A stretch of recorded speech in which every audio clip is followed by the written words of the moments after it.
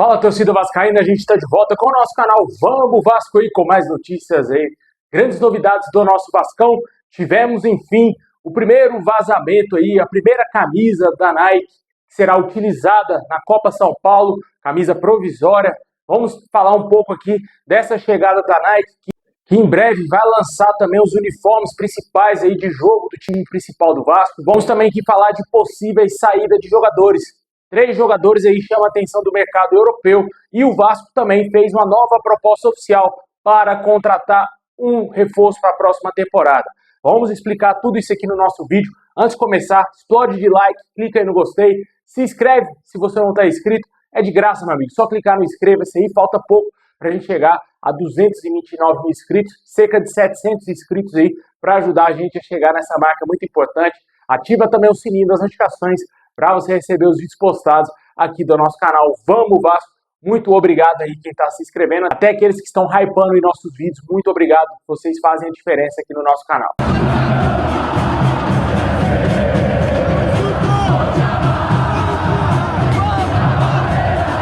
Bom, pessoal, hoje o Vasco divulgou a lista de jogadores que irão participar da Copa São Paulo de Juniores e de quebra tivemos aí também um vazamento, não um vazamento, né, mas já oficializado as camisas da Nike que o Vasco vai utilizar na Copinha, né, a camisa que não agradou a praticamente ninguém, eu acho que teve 99,999% de rejeição, uma camisa bem provisória realmente ali, meio que um tampão, né, cara, porque a Nike pegou uma camisa que é um modelo já padrão, que vende sem a cruz de malta, sem a faixa, e aplicou a cruz e a faixa na camisa, né? O modelo dessa camisa toda lisa, só com o símbolo da Nike, você encontra facilmente aí na internet. E a Nike de última hora fez esses uniformes aí somente para as categorias de base utilizarem. Não sabemos se a numeração vai ser a numeração oficial que o Vasco vai ter no lançamento das camisas. A grande expectativa é que as camisas principais de jogo do Vasco, tanto a preta e a branca, sejam lançadas na semana que vem, ou no mais tardar no dia 12, segundo algumas informações. Essas são as notícias que temos a respeito do lançamento da Nike. Ainda não tivemos nenhum vazamento quanto aos uniformes principais, somente aquele vazamento inicial, né? Foi uma foto um pouco mais próxima da cruz, mostrando ao lado o símbolo da Nike. Nada além desse vazamento a gente teve. O que a gente sabe é que será uma camisa toda preta, não deverá ter detalhes em branco. Somente a numeração, a gente não sabe também se a numeração vai ser branca ou se vai ser vermelha, né? Que já foi utilizada anteriormente pela própria capa. Hoje eu acredito que seja todo branco a numeração, os patrocínios do Vasco. Porque eu acho que não faz sentido o Vasco colocar um número vermelho na camisa sem a faixa atrás. Com todo respeito aí a quem gosta, quem acha a numeração vermelha bonita, sem a faixa, mas na minha opinião fica muito feio. Não parece ser Vasco da Gama, parece qualquer time, que é vermelho e preto menos o Vasco. Na minha opinião tem que ter a faixa atrás, se não tiver a faixa atrás, a numeração e os patrocínios todos tem que ser na cor branca. A mesma coisa, a camisa branca, né? Que todos os patrocínios, em vez de ser na cor vermelha, tem que ser preta, na minha opinião. O que a gente sabe é que a camisa preta e branca do Vasco não terão a faixa nas costas, somente aí na frente, assim como eram as camisas da capa da temporada passada. Mas o importante, lógico, também nessa copinha é que o Vasco faça bons jogos, revele grandes jogadores, né? Tem o Zuccarello, tem o Diego Minetti e alguns outros atletas aí que são interessantes para que o Diniz possa, quem sabe, utilizar eles no Campeonato Carioca e que eles possam ser o futuro do Vasco, já que um garoto que saiu de lá está sendo vendido aí por milhões e milhões, né? Que é o Ryan. Será vendido, né? O Vasco tem uma expectativa muito alta para vender o Ryan aí por mais de 50 milhões de euros, ou até mais, além disso. A gente espera que sim. Mas hoje a multa rescisória dele é de 80 milhões de euros, né? A gente espera que o Vasco consiga achar jovens valores aí na base, porque a base também pode salvar financeiramente o Vasco no futuro. Mesmo se tiver com investidor na SAF, é importante sempre revelar jogadores aí importantes para levar o nome do Vasco ao mundo inteiro aí no mercado europeu. Com certeza a gente deseja muita sorte aí aos garotos que vão estar lá na Copinha. Vale ressaltar que amanhã o Vasco faz a sua estreia na Copa São Paulo às 7h30 da noite. Jogo que vai ser contra o Velo Clube. Esse é o adversário do Vasco, anota na sua agenda. Amanhã, sabadão aí, 7h30 da noite, o Vasco vai estrear tanto os uniformes provisórios da Nike e também na Copa São Paulo de Juniores.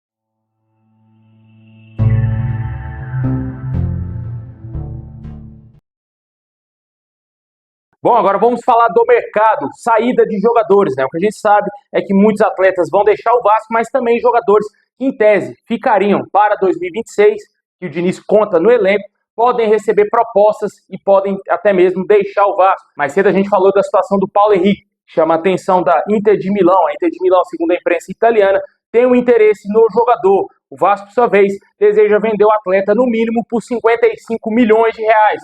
Até agora, não tivemos informações concretas se a Inter já fez uma proposta oficial ao PH, mas ele chama a atenção do mercado. O clube italiano é um gigante lá na Europa e certamente, se vir pesado, o Vasco claramente não vai conseguir segurar o Paulo Henrique, porque deve ser desejo do atleta também jogar no futebol europeu. Tivemos hoje uma outra atualização quanto a um jogador do time principal do Vasco, time titular do Vasco, que também pode ir jogar no futebol italiano. Segundo as informações que vêm da Europa, 2 clubes do campeonato italiano estão preparando uma proposta entre 3 e 4 milhões de euros para contratar o volante Cauã Barros. Um valor muito baixo, né, na minha opinião, mas 2 clubes lá do campeonato italiano estão interessados em contratar a jovem promessa vascaína, um jogador que se firmou e foi titular no restante da temporada, né, no meio para o final da temporada do Vasco. Um jogador que, na minha opinião, vale no mínimo, cara, 20 milhões de euros. 20 milhões de euros pro Barros. O jogador tem que ser vendido por isso. 3 milhões de euros é palhaçada. Não dá para vender um jogador por 3 a 4 milhões de euros, sinceramente. Deixa ele no elenco, que é muito melhor pra gente, né? E mais 2 clubes lá do futebol italiano demonstram interesse na contratação do jogador vascaíno. E também tivemos uma atualização envolvendo o Lucas Piton. Dias atrás foi bastante especulado o interesse do Besiktas no jogador.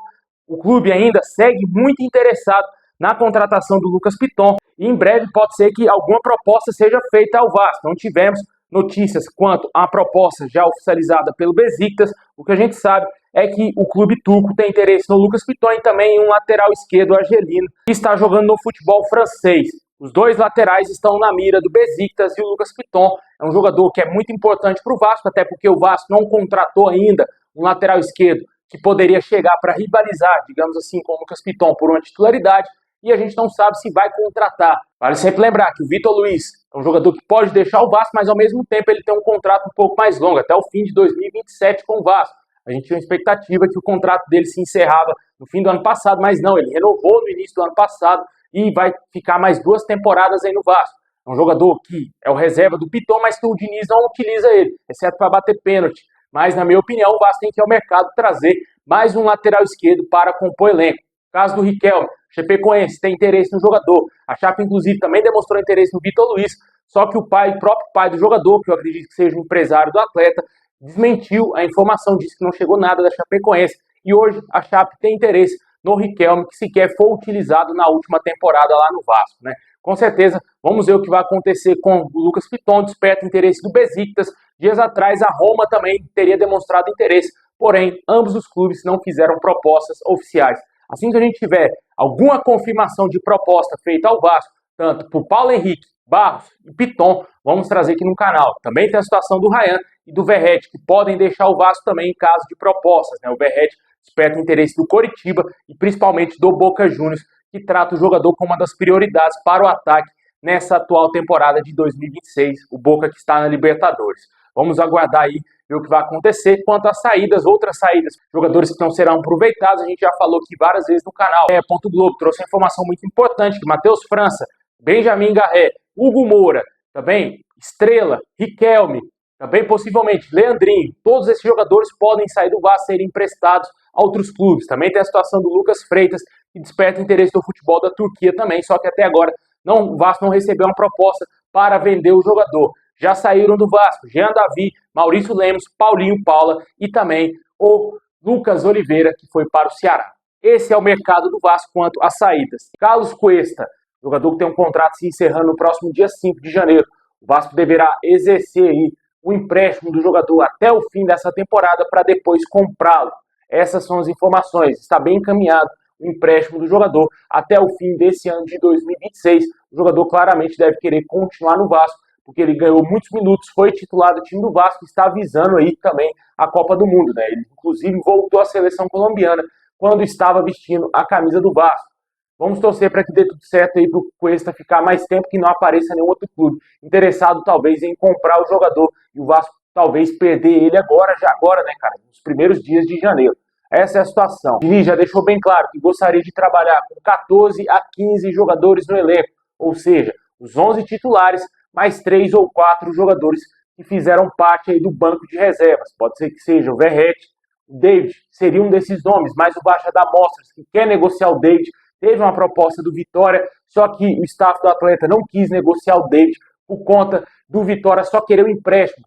O staff do jogador queria a venda do jogador em definitivo para o Vitória. O Vitória não tinha condições financeiras de adquirir o David, mas ele está nessa lista aí de possíveis jogadores negociáveis.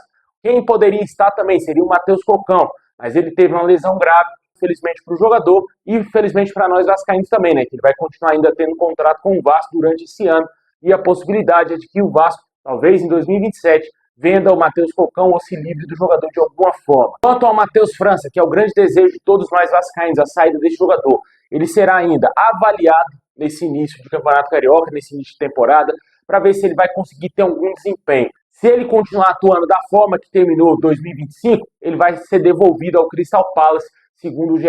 Globo. Essas são as informações que temos quanto à possível saída desse atleta. Benjamin Garré, o Vasco tenta talvez vendê-lo ou emprestá-lo. Infelizmente, essa é a situação. O Vasco não conseguiu fazer nada com esse jogador, ele não mostrou que veio. Uma das piores contratações da história do clube. Também tem a situação aí do Esforza, que está voltando, é um jogador que ainda tem contrato com o Vasco, estava emprestado ao Juventude, com certeza não será utilizado. Quem pode ser utilizado pelo Diniz, que está voltando de empréstimo? Maxime Domingues, inclusive já está no Rio de Janeiro, depois da passagem pelo Toronto, lá do Canadá, o jogador está de volta ao Vasco. Ele está sendo avaliado pela diretoria e será melhor avaliado pelo Diniz nos treinamentos. Ele vai se representar normalmente com o elenco vascaíno e o Diniz vai fazer uma análise desse atleta, se ele vai continuar ou se ele vai deixar o Vasco. A situação hoje é mais favorável para que ele deixe o Vasco. Se ele for ficar, será somente para as rodadas iniciais do Campeonato Carioca. Depois disso, se o jogador não mostrar absolutamente nada, o Vasco deverá tentar um novo empréstimo desse atleta. Quem também deverá ficar é o JP, e um jogador que se destacou no Avaí também será avaliado pela comissão técnica do Diniz. Se ele não se destacar, possivelmente deverá ter um novo empréstimo aí do meia, jogador da base do Vasco. Essas são as saídas, possibilidades de saída de jogadores. Gosto muito dessa barca vascaína. Tem que ser feita assim a reformulação do elenco. Como as informações deixam claro, o Diniz quer trabalhar com apenas 14 a 15 jogadores do time aí que fez parte do plantel do ano passado. Como eu falei, os 11 titulares certamente e mais 3 ou 4 jogadores do banco de reservas, né? E chegadas, como a gente está falando aqui vários dias, o Vasco deve anunciar em breve aí o Rojas como seu primeiro reforço e possivelmente também deverá acertar com o Saldívia. A gente falou mais cedo que o Colo-Colo recusou uma proposta oficial do Vasco por esse jogador. O Vasco fez uma proposta na casa de US$ 1.700.000 para contratar o jogador por 80% dos seus direitos. O Colo-Colo recusou a proposta e, segundo o All Sport, que apurou uma nova informação, o Vasco já fez uma outra proposta, uma nova proposta ao Colo-Colo para contratar o zagueiro. Segundo a apuração do All Sport, foi que a oferta do Vasco é para adquirir 50% dos direitos econômicos do defensor, com a possibilidade de comprar mais 30% no futuro, conforme metas e condições previstas no acordo. O Saldívia, por sua vez, já comunicou à diretoria do Colo-Colo e vê com bons olhos a transferência para o Vasco. Ele quer jogar no Vasco, para deixar claro. O zagueiro entende que é o momento ideal para sair, depois de ter recebido sondagens em janelas anteriores. A negociação que ficou travada não avançou, o jogador acabou continuando no Colo-Colo. Agora surge essa grande possibilidade dele vir para o Vasco. Na matéria não foram revelados os valores aí que o Vasco fez uma nova proposta para contratar esse jogador. Vamos aguardar, ver se em breve o Colo-Colo vai aceitar ou não. O jogador tenta talvez forçar uma saída porque ele quer sair do Colo-Colo e jogar no Vasco. Vê com muito bons olhos uma transferência para o nosso clube. Vamos aguardar, ver se vai ter negócio. Hoje é a negociação mais avançada que o Vasco tem, é com o Saldívia, que a gente tem informações, né? Porque negociações, às vezes o Vasco guarda bem, segura bem a informação, não tem vazamento, e do nada o Vasco anuncia um reforço. Pode ser que isso aconteça, mas hoje o que a gente sabe é que o Vasco está muito perto de acertar com o Johan Rojas e também com o Saldívia, que deverão ser os dois primeiros reforços para a temporada onde o Vasco tem Copa do Brasil, Campeonato Carioca, Brasileiro e Sul-Americana. Outros nomes que foram especulados, que estão até mesmo em negociações com o Vasco, Douglas Luiz e Otamendi. Otamendi, como a gente sabe, o Vasco pretende negociar com ele, não agora, mas sim para o meio do ano, quando acabar a temporada europeia, ele também, talvez, se for convocado para a Argentina, terminar a Copa do Mundo com a seleção do seu país. Assim que acabar a Copa do Mundo, se o Vasco já tiver feito um pré-contrato com ele, porque ele já pode assinar a partir de agora, desse mês de janeiro, um pré-contrato, não somente com o Vasco, mas com qualquer clube do mundo, se o Vasco fechar esse pré-contrato, ele será jogador do Vasco no meio do ano, a menos que o Vasco pague alguma compensação financeira ao Benfica para liberar o atleta de imediato. Além do Vasco, River Plate e o próprio Benfica têm interesse na renovação de contrato com o jogador. Vamos ver o que vai acontecer nessa situação do Otamendi, é um jogador que me agrada muito, a negociação aí que marcou bastante os últimos dias de 2025, só que até agora não tivemos avanços significativos se o Vasco vai de fato concretizar o negócio com o Otamendi nos próximos dias. Mesma coisa, Douglas Luiz, segue sem atualizações, o jogador tem a intenção talvez de jogar no Vasco, está em baixa no Nottingham Forest, ele pode estar louco para querer voltar ao Brasil, jogar no Vasco, talvez tentar ainda, tem uma chance de jogar a Copa do Mundo, atuando aqui com a nossa camisa. É um jogador muito interessante, é um jogador que o torcedor quer muito que seja reforço do Vasco. A situação dele é um pouco mais complicada, depende do próprio jogador, também depende do Nottingham Forest e da Juventus, que detém seus direitos. O Vasco também, claro, precisa aí saber quanto que vai pagar de salário, como que vai fazer essa situação. Já deve ter oferecido para o atleta as bases salariais, né? Porque com certeza já deve ter ido muito a fundo numa possibilidade de negociação com o Douglas Luiz, só que precisa de um acordo tanto com o Nottingham Forest e principalmente com a Juventus, que é quem detém os direitos do jogador, né? O Forest tem a obrigação de compra do jogador caso ele atinja algumas metas por lá, só que ele está em baixa, ele não atingiu aí dessas metas e a tendência é que ele seja devolvido à Juventus ao término da temporada europeia. Caso o Vasco não concretize a negociação com o Douglas Luiz agora, pode ser que no meio do ano, assim como o Otamendi, seja possível que o Douglas Luiz também volte ao Brasil para defender a camisa do Vasco, seu clube do coração.